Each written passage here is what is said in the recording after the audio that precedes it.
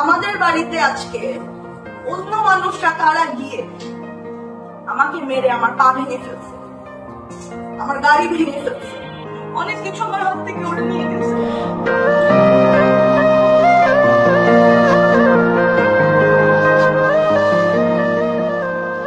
এবার বাবা মায়ের রেখে যাওয়া গ্রামের বাড়ি ও সম্পত্তি দেখতে গিয়ে হামলার শিকার হলেন প্রয়াত চিত্রনায়িকা দিতি ও সোহেল চৌধুরীর একমাত্র মেয়ে লামিয়া চৌধুরী। তার উপর এতই ভয়াবহ হামলা হয়েছে যে তার একটি পা ভেঙে গেছে। তিনি কোনো রকমে প্রাণে বেঁচে ফিরেছেন ঢাকায়। তার মোবাইল কেড়ে নেওয়া হয়েছে এবং ভেঙে দেওয়া হয়েছে গাড়ির গ্লাস।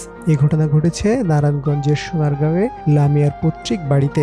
জানা গেছে মা বাবার মৃত্যুর পর এতিম লামিয়া একাই দেশে থাকেন। তার একমাত্র ছোট ভাই দীপ্ত চৌধুরী থাকেন দেশের বাইরে। তিনি বহু বছর হলো দেশের বাইরে বিয়ে করে সেটেল হয়েছেন। আর এই সুযোগেই লামিয়াকে একা পেয়ে তার বাবা মায়ের বাড়িঘর ও পৈতৃক সম্পত্তি দখল করার পরিকল্পনার অংশ হিসেবে তার উপর হামলা করা হয়। ভাইরাল হওয়া এক ভিডিওতে দেখা যায় বেশ কয়েকজন নারী ও পুরুষ অকথ্য ভাষা ব্যবহার করে অস্ত্রসহ লামিয়ার উপর হামলা চালায়। এই সময় প্রাণে বাঁচতে গাড়িতে উঠে পড়েন লামিয়া, কিন্তু সেখানেও হামলা চালায় সন্ত্রাসীরা। তারা গাড়ি লক্ষ্য করে ইট ছুড়ে গ্লাস ভেঙে দিয়েছে। লামিয়া চৌধুরী বলেন, আম্মা মারা যাওয়ার পর প্রতি সপ্তাহে শুক্র শনিবার কাজিনদের নিয়ে গ্রামের বাড়িতে যাওয়া হয়। ওখানে আত্মীয় স্বজন থাকেন, তাদের সঙ্গে সময় কাটিয়ে আবার ফিরে আসি। কিন্তু আজ হঠাৎই আমার উপর সন্ত্রাসী হামলা চালানো হয়েছে। হাউমাউ করে কাঁদতে কাঁদতেই তারকা কন্যা আরো জানিয়েছেন, মা বাবার রেখে যাওয়া জায়গা জমি কিছুই ভোগ করতে পারি না। চারদিক থেকে লোকজন সব দখল করার চেষ্টা চালাচ্ছে। আমি যে একা, সন্ত্রাসীরা তা বুঝে গেছে। তাই ভয়ভীতি দেখিয়ে হামলা করে আমাদের পৈতৃক সম্পত্তি তারা দখলে নিতে চায়।